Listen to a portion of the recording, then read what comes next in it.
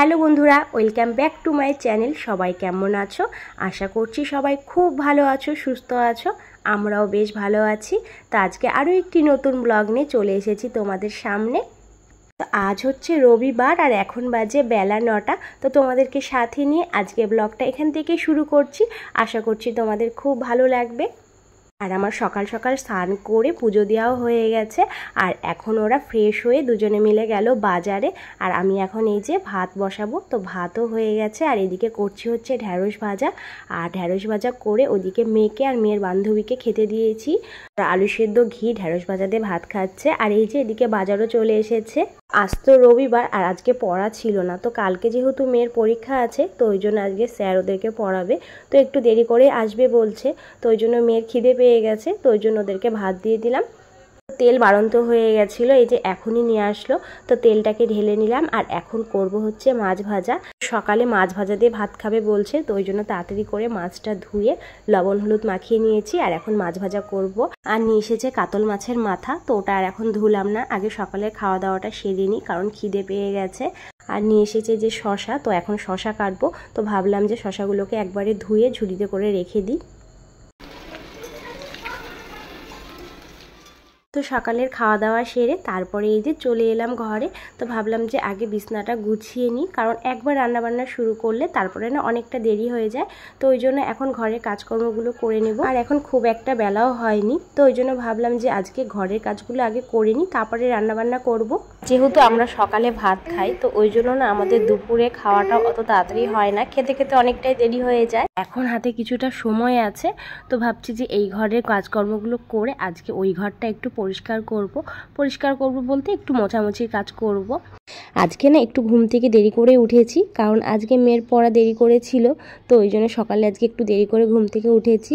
তখন বাজে 7:20 কি 7:30 মতন বাজে। আর মেয়ের যেদিন পড়া থাকে সেদিন 6:30 নাহলে 6:45 এরকমই ঘুম থেকে উঠি, কারণ ঘুম থেকে উঠে আগে আমাকে ওই ঘরে বিছনা টিছনা গুছিয়ে ওই ঘরটা গোছাতে হয়। স্যার আসে 7:30 দিকে। আর সংসারের কাজগুলো না একটু বুদ্ধি খাটিয়ে করলে দেখবে সময়ের মধ্যে সুন্দরভাবে কাজগুলো কিন্তু হয়ে যায়। আজকে কিন্তু আমি ঘুম থেকে দেরি করে উঠেছি, তাও কিন্তু আমার কাজগুলো যে পড়ে আছে তা না, আমার সময়ের মধ্যেই সব কাজ হয়ে গেছে। তো ওই ঘরে বিছানাটা গুছিয়ে ওই ঘরে কাজ কমপ্লিট করে চলে এলাম এই ঘরে। মেয়েকে স্যার পড়িয়ে চলে গেছে। আর দেখো বই খাতা ওরকমই বিছানায় পড়ে আছে। তো বই খাতাগুলো আগে গুছিয়ে নিই, তারপরে বিছানাটা ঠিক করব। বেড কভারটা ভাবলাম যে চেঞ্জ করে দিই, তারপরে ভাবলাম যে থাক, আজকে স্নানও হয়ে গেছে আর এখন আর ধুবো না, কালকে কেচে দিব। আর এই ঘরে বিছানার চাদরটা না খুব নোংরা হয়, দুদিন পরপরই আমি চেঞ্জ করে দিই, কারণ এই ঘরে মেয়ে পড়াশুনো করে আর এই ঘরে বেশি টাইম আমাদের থাকা হয়। তো ওই জন্য এই ঘরের চাদরটা না খুব নোংরা হয়। তো আমি দুদিন পরপরই এই ঘরের চাদরটা চেঞ্জ করে দিই। বিছানার চাদরটা ঝেড়ে তারপরে আবার পেতে দিলাম। আর এখন এই যে খাটটা একটু মুছে নিচ্ছি।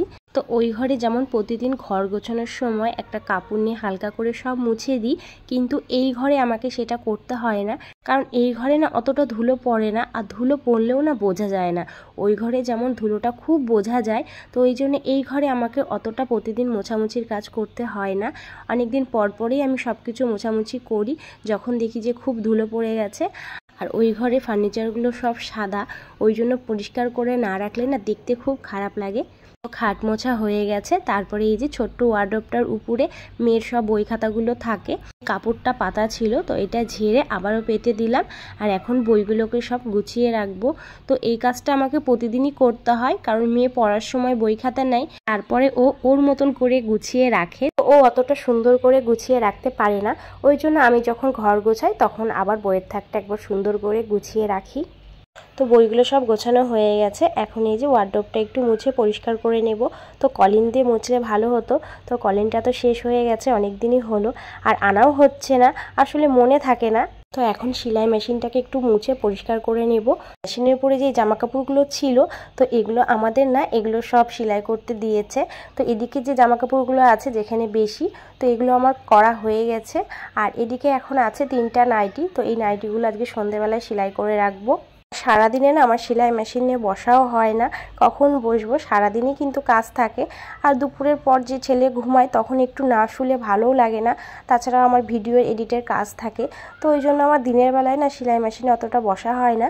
তো ওই সন্ধ্যের পর সন্ধ্যে টন্ধে দিয়ে ছেলেকে কিছু খাইয়ে তারপরে আমি সেলাই করতে বসি।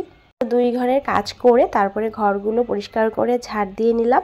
আর আজকে সকালেই ঘর মুছে রেখেছি, তো ওই জন্য এখন আর ঘরটা মুছলাম না। তারপরে এই যে চলে এলাম দুপুরের জন্য রান্না করতে।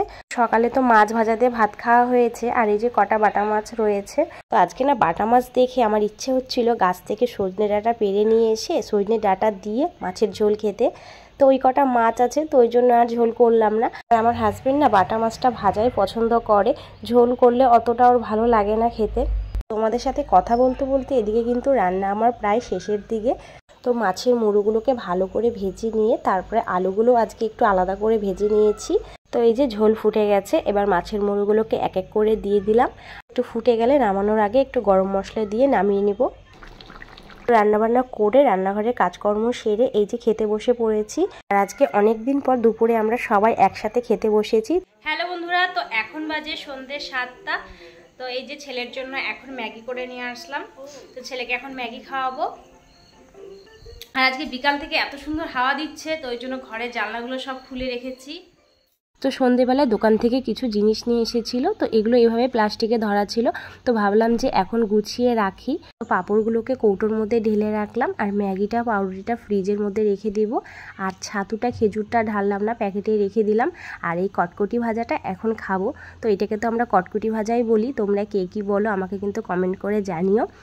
আর এই যে আমার পাপা এই যে লাঠিটা দিয়ে দেখো ঘর মুছছে, তো এটাও আজকেই নিয়ে এসেছে।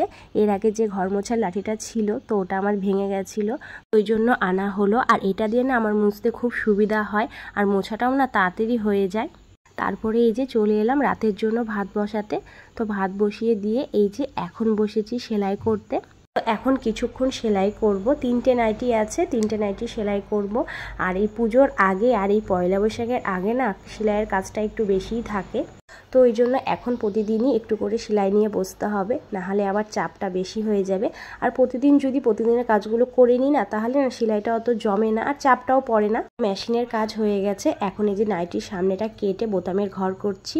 তো চলো বন্ধুরা, আজকে ভিডিওটা এখানেই শেষ করছি। সবাই ভালো থেকো, টাটা, শুভরাত্রি।